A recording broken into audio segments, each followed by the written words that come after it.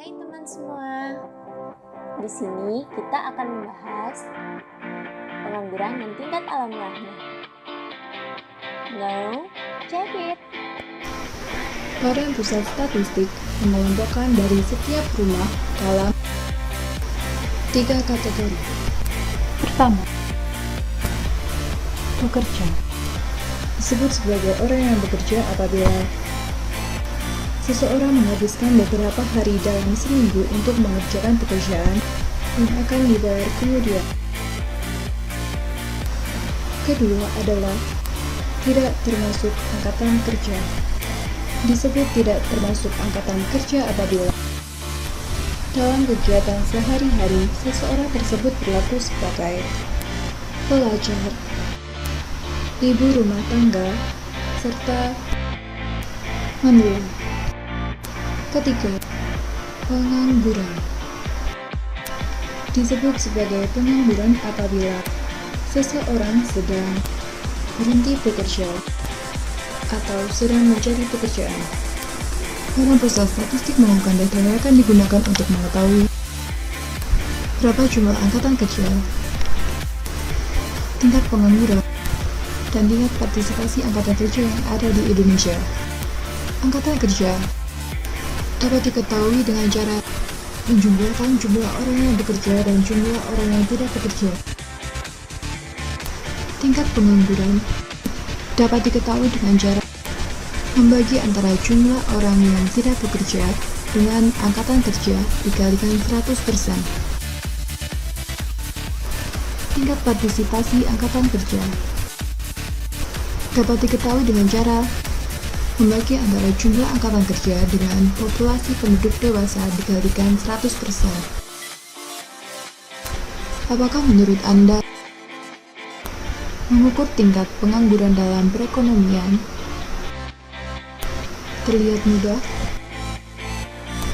Sangat mudah membedakan antara orang yang bekerja penuh dengan seseorang yang tidak bekerja. Namun akan sulit untuk membedakan antara seseorang yang tidak bekerja dengan seseorang yang tidak termasuk angkatan kerja. Sepertiga pengangguran yang ada merupakan populasi yang baru saja memasuki angkatan kerja. Dalam jumlah yang lebih banyak, populasi tersebut termasuk pekerja usia muda yang mencari pekerjaan pertama dan juga pekerja senior yang mencari pekerjaan.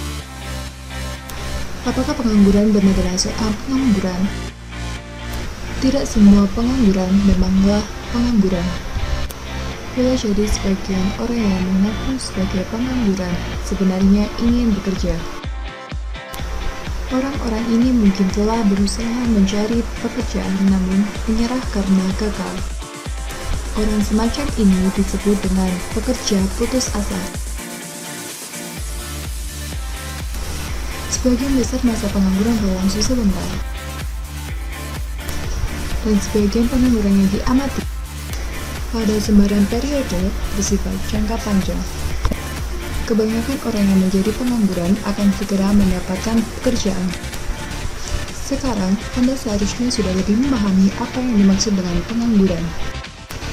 Namun, mengapa pengangguran selalu terjadi dalam perekonomian? Pemerintah setiap tahunnya selalu berusaha untuk memudahkan pencarian kerja.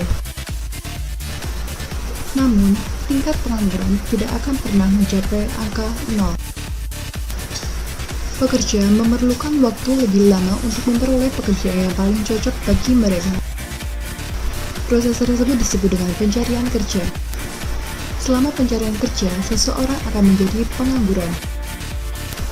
Pengangguran yang terjadi akibat pencarian kerja ini disebut dengan pengangguran fiksional. Banyaknya penawaran tenaga kerja yang melebihi permintaan tenaga kerja mengakibatkan sebagian pekerja menjadi pengangguran. Pengangguran ini disebut dengan pengangguran struktural. Teori upah efisiensi.